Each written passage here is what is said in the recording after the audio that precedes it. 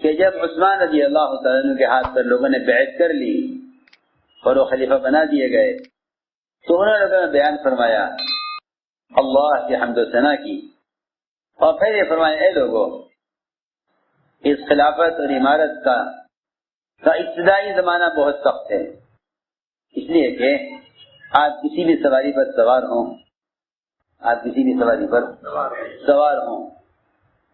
تو جب تک وہ سواری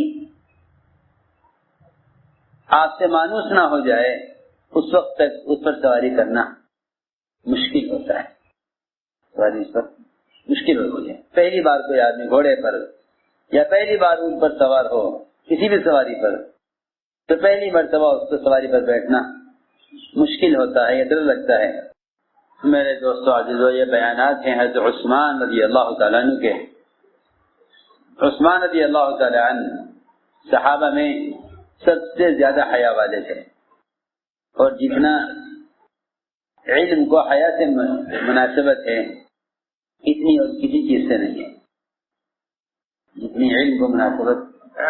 حیا سے ہے اتنی کسی اور صفت سے نہیں ہے۔ سب سے زیادہ علم کو جو مناسبت ہے وہ حیا سے ہے، اس لیے کہ صرف حیا ہی ہے جو آدمی کو ہر اس چیز سے روک سکتی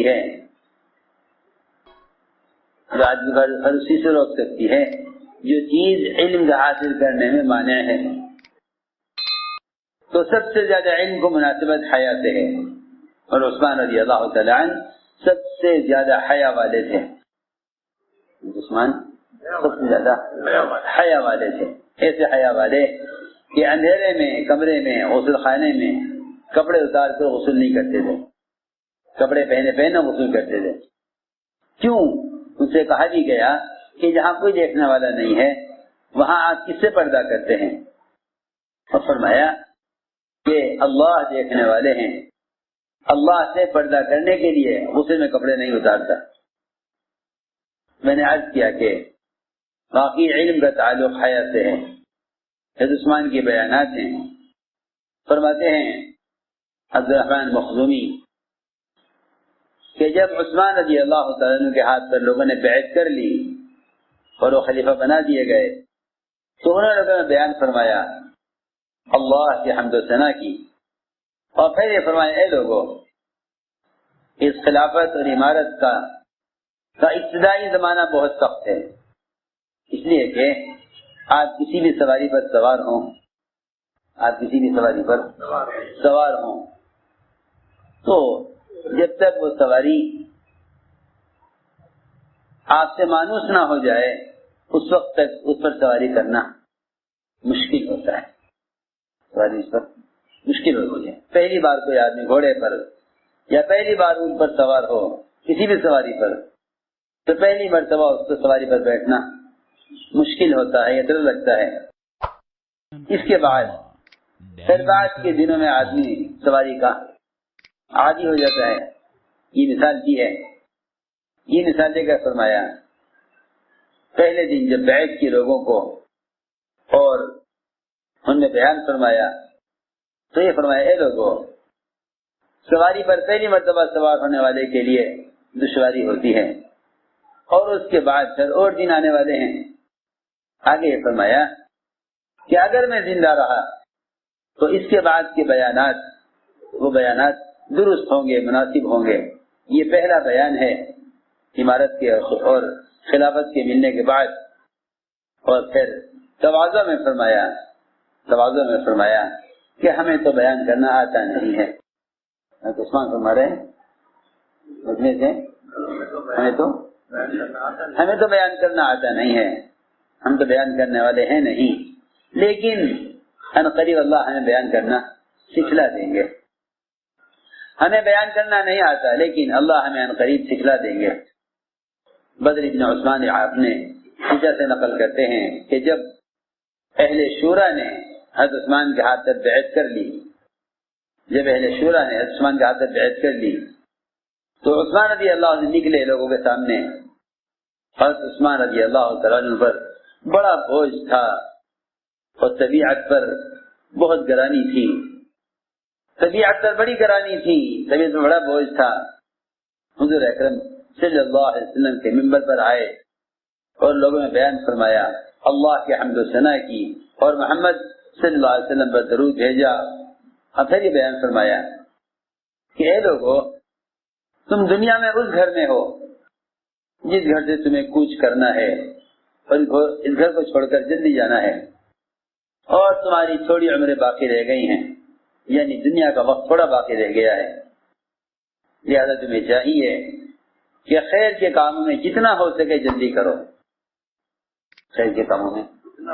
جتنا ہو سکے جلدی کرو، اس لیے کہ موت تمہیں اس طرح دے دی گئی ہے، موت تمہاری اس طرح قریب آ گئی ہے کہ وہ موت تمہارا صبح شام کا انتظار کر رہی ہے، موت تمہارا صبح شام کا انتظار کر رہی ہے۔ فرمایا غور سے سنو کہ دنیا تو سراسر دھوکہ ہی دھوکہ ہے، دنیا تو سراسر دھوکہ ہی دھوکہ ہے، اور یہ دنیا کی زندگی تمہیں دھوکے میں نہ ڈال دے، اور تمہیں یہ شیطان یہ تمہیں اللہ سے دھوکے میں نہ ڈال دے۔ فرمایا کہ عبرت حاصل کرو ان لوگوں سے جو گزر گئے، عبرت لو ان سے جو گزر گئے، ان سے عبرت لو، اور پھر ان سے عبرت لے کر عمل میں کوشش زیادہ کرو، اور غافل نہ رہو، اس لیے کہ تم تو غافل ہو لیکن موت تم سے غافل نہیں ہے۔ فرمایا کہاں ہیں وہ دنیا والے، اور کہاں ہیں ان دنیا والوں کے بھائی اور ان کی اولادیں جنہوں نے بڑی کھیتیاں کی، بڑے باغات لگائے اور دنیا کو بہت آباد کیا، اور بڑے لمبے عرصے انہوں نے دنیا سے فائدہ اٹھایا، کیا دنیا نے ان کو پھینک نہیں دیا؟ کیا دنیا نے ان کو پھینک نہیں دیا؟ فرمایا اے لوگو، تم بھی دنیا کو ایسے ہی بے حیثیت کر کے پھینک دو جیسا اللہ نے دنیا کو بے حیثیت کر کے پھینکا ہوا ہے۔ علم الدنیا حیثرم اللہ بہا، دنیا کو وہاں ڈال دو جہاں اللہ نے دنیا کو پھینکا ہے، یعنی تم دنیا کی وہ حیثیت رکھو جو حیثیت اللہ کی دنیا نے جو اللہ نے حیثیت دنیا کی رکھی ہے۔ فرمایا کہ آخرت کو طلب کرو، آخرت کو طلب کرو، اس لیے کہ اللہ نے آخرت کی مثال بیان کی ہے قرآن میں، اور وہ بات بیان کی ہے جو بہتر ہے تمہارے لیے، کہ اللہ نے مثال بیان کی ہے قرآن میں کہ دنیا کی زندگی تو اس پانی کی طرح ہے جس کو آسمان نے برسایا اور پھر اس سے مختلف قسم کے پھل پھول درخت اگے۔ فرماتے ہیں کہ روایت میں ہے کہ عثمان رضی اللہ تعالیٰ عنہ نے لوگوں کے بیعت ہو جانے کے بعد بیان فرمایا، لوگوں میں فرمایا کہ حمد و صلوات کے بعد فرمایا کہ مجھ پر خلافت کی ذمہ داری اور امارت کی ذمہ داری مجھ پر ڈالی گئی ہے اور میں نے اس کو قبول کیا ہے۔ فرمایا غور سے سنو، میں سنتوں کا اتباع کرنے والا ہوں، اور میں اس دین میں اور اسلام میں کوئی نئی بات پیدا کرنے والا نہیں ہوں۔ فرمایا غور سے سنو، اللہ کی کتاب اور نبی کی سنت کے بعد میرے ذمہ تمہارے 3 حقوق ہیں۔ اللہ کی کتاب اور نبی کی سنت کے بعد میرے ذمہ تمہارے 3 حقوق ہیں۔ پہلا حق میرے ذمہ یہ ہے، پہلا حق میرے ذمہ یہ ہے کہ اگر تم کسی سنت پر اور کسی طریقے پر اور کسی بات پر سب مجتمع ہو گئے تو میں پھر بھی